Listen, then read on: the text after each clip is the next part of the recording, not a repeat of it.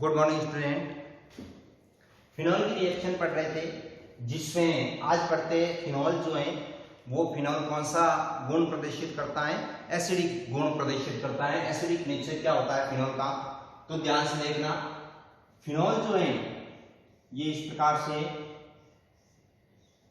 OH, अगर इसको जल में डिजोल्व करते हैं, जब इसको वाटर में, तब ये क्या करता है, H प्लस आयन देता है। कौन सा आयन देता है, H प्लस आयन देता है। ये O माइनस और इसमें से क्या निकलेगा, H प्लस आयन, जिसको कह सकते हैं अपन प्रोटॉन कह सकते हैं, हाइड्रोजन आयन कह सकते हैं। क्या कह सकते हैं, हाइड्रोजन आयन। और ये कौन सा आयन बना है, फिनॉक्साइड आयन। कौन सा आयन है, फिनॉक्साइड आयन। तो इस प्रकार से जब फिनॉल की रिएक्शन फिनॉल को वाटर के अंदर डिसॉल्व करते हैं तो कौन सा आयन देता है, H प्लस आयन देता है।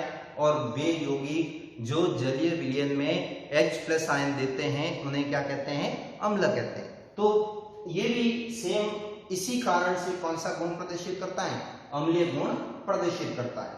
अब देखो, अम्लीय गुण प्रदर्शित करता है तो इसकी एसिडिटी पर क्या इफेक्ट होता है। जब कोई प्रतिस्थापी जुड़ता है उसका क्या इफेक्ट होता है, तो वो देखते हैं। इफेक्ट ऑफ सब्स्टिट्यूएंट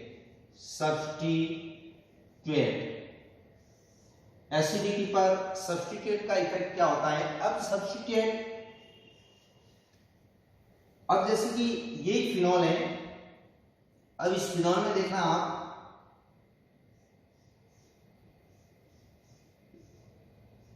ये फिनॉल है, इस फिनॉल की कौन सी पोजीशन, ये वाली पोजीशन क्या कहलाएगी, अल्फा, ये वाली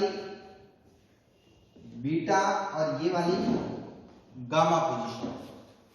अगर इसकी अल्फा बीटा गामा इस पोजीशन पर कोई ऑलरेडी ग्रुप जुड़ा हुआ हो तो उस कंडीशन में उसकी एसिडिटी में क्या परिवर्तन आता है, उसकी एसिडिटी बढ़ती है या उसकी एसिडिटी कम होती है। तो वो अपन पढ़ते हैं। पहला पढ़ते हैं electron withdrawing group. Electron withdrawing group, अगर इलेक्ट्रॉन विड्रॉइंग ग्रुप जुड़े हुए हो तो उस कंडीशन में क्या परिवर्तन आएगा। अब देखो, ये जैसे कि फिनॉल है,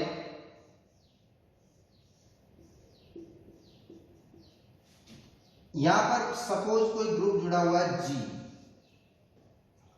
अगर ये G कैसा होगा, इलेक्ट्रॉन विड्रॉइंग ग्रुप होगा,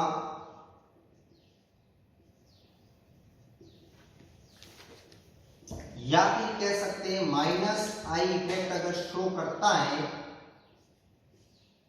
तो उस कंडीशन में ये क्या करेगा, इलेक्ट्रॉनों को अपनी ओर अट्रैक्ट करेगा। इलेक्ट्रॉन किस साइड में आ जाएंगे, इस साइड में आएंगे। और जब इस साइड में इलेक्ट्रॉन आएंगे तो ऑक्सीजन पर इलेक्ट्रॉन डेंसिटी क्या हो जाएगी, कम हो जाएगी। और कम होने की वजह से यहां से इजीली क्या निकलेगा, H प्लस निकल जाएगा और एसिडिटी क्या होगी, इंक्रीज होगी। एसिडिटी इंक्रीज होती है। इसके स्थान पर अगर इलेक्ट्रॉन डोनेटिंग ग्रुप होते हैं, इलेक्ट्रॉन डोनेटिंग ग्रुप, तो इलेक्ट्रॉन डोनेटिंग ग्रुप में क्या परिवर्तन आता है।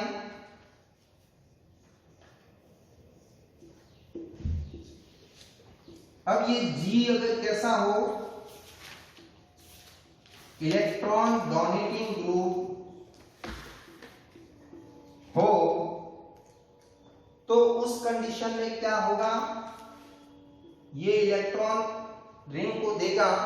जब रिंग को इलेक्ट्रॉन देगा तो रिंग पर इलेक्ट्रॉन डेंसिटी अधिक होगी। रिंग पर इलेक्ट्रॉन डेंसिटी अधिक होगी तो ऑक्सीजन पर भी इलेक्ट्रॉन डेंसिटी अधिक होगी और यहां से H प्लस इजीली नहीं निकल पाएगा। और ऐसी स्थिति में एसिडिटी क्या हो जाएगी, डिक्रीज हो जाएगी। एसिडिटी क्या हो जाएगी, डिक्रीज हो जाएगी। ये इस प्रकार से एसिडिटी में क्या आ जाती है, कमी आ जाती है। और इनका जो इफेक्ट है वो कौन सा है, प्लस आई इफेक्ट वाले जितने भी समूह आते हैं वो किस में आते हैं, इस इलेक्ट्रॉन डोनेटिंग ग्रुप में आते हैं। अब जैसे कि एग्जांपल लेते हैं अपन, ऑर्डर ऑफ एसिडिटी की अगर बात करें, ऑर्डर ऑफ एसिडिटी, जैसे कि एग्जांपल के लिए ये एक यौगिक है,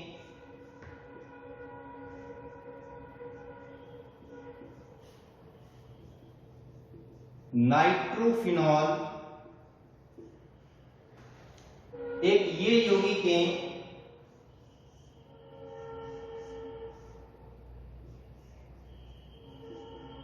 फिनॉल, और एक ये यौगिक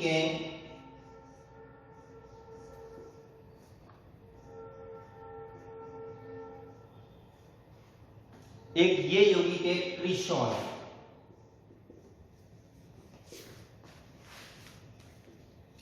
अगर इन तीनों की मैं कंपैरिजन करूं एसिडिटी की, तो NO2 समूह कौन सा है, माइनस आई इफेक्ट शो करता है, इलेक्ट्रॉन विड्रॉइंग ग्रुप है।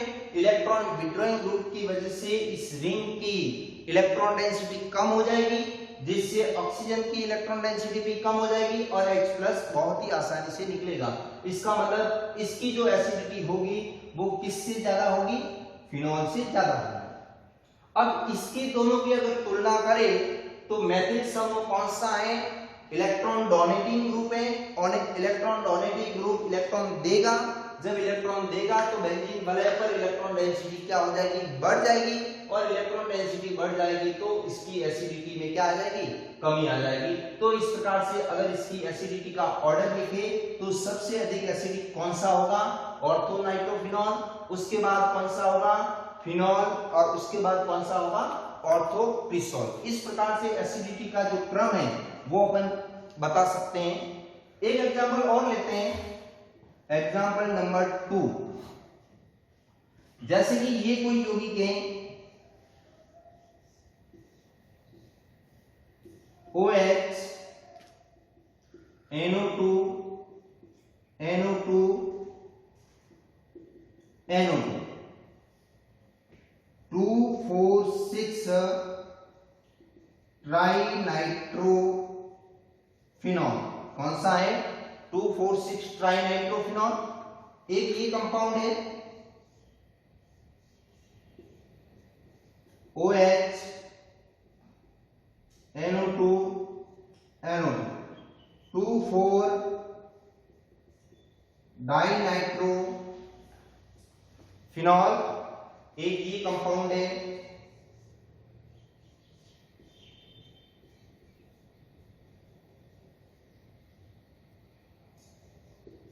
नाइट्रोफिनॉल,